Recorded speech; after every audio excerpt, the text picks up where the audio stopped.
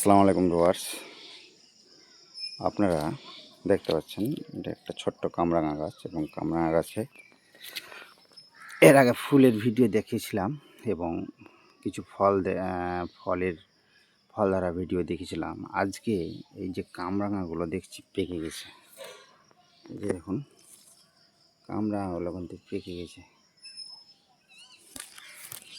একটা ছোট্ট গাছে এভাবে কামরাঙা ধরবে এটা আমার কিন্তু জানা ছিল না। আর এই কামরাঙাটা হচ্ছে উন্নত জাতের, এটা হচ্ছে মিষ্টি।